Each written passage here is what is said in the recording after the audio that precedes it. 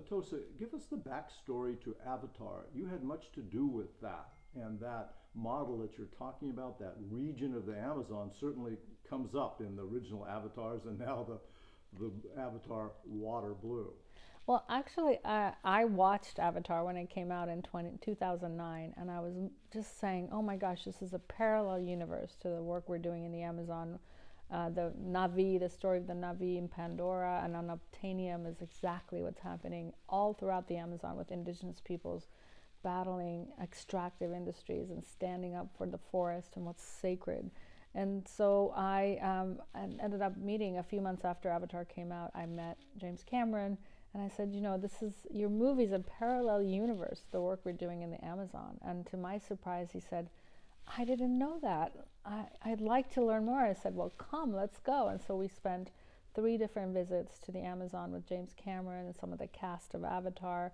And we had these amazing visits to the Xingu region of Brazil, where the indigenous peoples were battling the 3rd largest dam in the world, the Belo Monte Dam. And James Cameron got very involved in supporting the indigenous peoples and filing lawsuits and promoting alternative energy and working on stopping the dam. Sadly, the dam was built. It was a very big battle, much corruption. We fought and won over 20 lawsuits, but still lost the dam because the government just ignored the law, basically.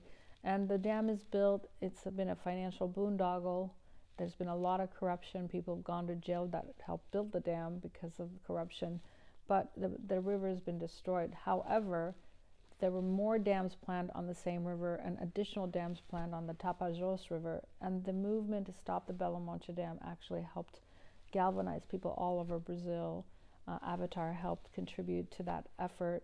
And we have stopped the future dams. And at this point, the Tapajós River is saved and future dams on the Xingu River are off the books, are basically been scrapped. James Cameron's movie really spoke to people everywhere. And I think that we've been going through the dark days and Bolsonaro days of Brazil, but now that Lula's in power, lots of our friends who are environmental champions are in the administration, and there's a real hope that Lula and the indigenous leaders like Sonia Guajajara, who were elected to the Congress, but then appointed as the new Ministry of Indigenous Peoples, will help to make a difference in the next period for the future of the Amazon for the next 1,000 years. Well, it's funny then, you're sort of possible to say the real life Avatar, even though it was completely thought up by Cameron before, had an amazing parallel to what is really going on in the Amazon. Exactly. I mean, we helped, actually, there's a 20-minute film called A Message from Pandora, and it's on all the Blu-ray DVDs of Avatar, the original Avatar. And it's a film we made with James Cameron after the visits to the region and all the footage we gathered. He made this film with us and put it on the Avatar DVDs.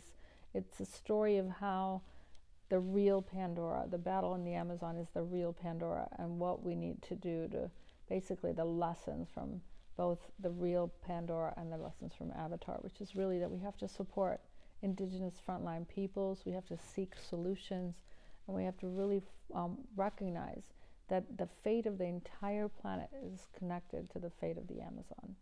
Excellent. And you and I have been swimming over in Kona on the big island of Hawaii. That's kind of blue Avatar territory. Yes. Have you seen the new movie? I love the new movie. I think it's beautifully done. It's got all this incredible graphics and just gorgeous creatures and a beautiful story, and the connection to the whales, the connection to the people, the young people being the front line of defending the oceans.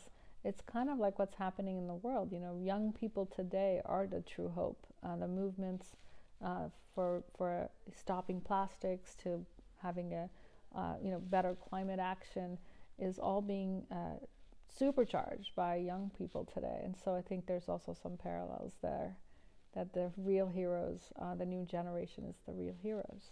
Where are you from originally? I'm originally from Iran. I grew up there till I was 13 and then was shipped off on one of the last flights before the revolution to my uncle in Ohio, where I went went to school, when I went to college, and learned about the rainforest when I was there. Wow. Okay, Hot Globe, thank you very much. Thanks so much.